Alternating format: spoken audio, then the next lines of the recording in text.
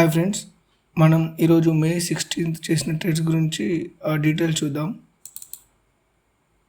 First trade వచ్చేసి Reliance ఇండస్ట్రీస్లో తీసుకోవడం జరిగింది. నిఫ్టీ డౌన్ ఉన్నప్పటికి కూడా రికవరీ అవుతుందన్న వ్యూతోని మనం రిలయన్స్లో బై సైడ్ వెళ్ళాము. బట్ నిఫ్టీలో అంత మూమెంట్ లేకపోవడం వలన ఏంటో కానీ స్లైట్గా ప్రాఫిట్లోకి వెళ్ళిన డేలో న్యూట్రల్గానే క్లోజ్ అయింది. స్టాప్ లాస్ కానీ టార్గెట్ కానీ హిట్ అవ్వడం జరగలేదు. ఈ ట్రేడ్ని మనం 3 o'clock తర్వాత 0.5 పాయింట్ ప్రాఫిట్తోని క్లోజ్ చేసేసాం. ఇది ఫస్ట్ ట్రేడ్. సెకండ్ ట్రేడ్ వచ్చేసి మనం ఐసిఐసిఐ బ్యాంక్లో తీసుకున్నాము. ఇది కూడా లాంగ్గా తీసుకున్నాము. బ్యాంక్ నిఫ్టీ ఆ టైంలో కొంచెం పాజిటివ్లో ఉండింది అనుకుంటాను.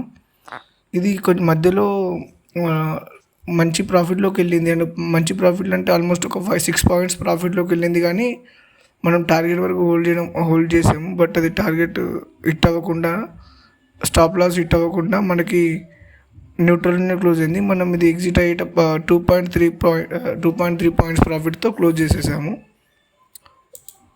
సో ఈ రెండు ట్రేడ్లకు సంబంధించిన ఆర్డర్ డీటెయిల్స్ మీరు ఇక్కడ చూడొచ్చు. మనం 50 క్వాంటిటీ తీసుకోవడం జరిగింది. రెండు కూడా ఆల్మోస్ట్ న్యూట్రల్లోనే క్లోజ్ చేసాము. ఈ పొజిషన్ చూస్తే మనకు ప్రాఫిట్ వచ్చేసి నెట్ యాక్చువల్ ప్రాఫిట్ వచ్చేసి 140 రూపీస్ ఉంది. రెండు ట్రేడ్స్లో 140 రూపీస్ ఉంది. కానీ మనం ఈవినింగ్ కాంట్రాక్ట్ను చూసుకుంటే మటుకు దీంట్లో బ్రోకరేజ్ అండ్ ట్యాక్సెస్కి పోయింది మొత్తం. మనకు టోటల్గా బ్రోకరేజ్ అండ్ ట్యాక్సెస్కి ఇంకో 6 రూపీస్ ఎక్స్ట్రానే లాస్ అయ్యాము. సో ఈరోజు మనకు నెట్ ప్రాఫిట్ వచ్చేసి 6 రూపీస్ లాస్. సో ఇది మే 16కి సంబంధించిన ట్రేడ్స్.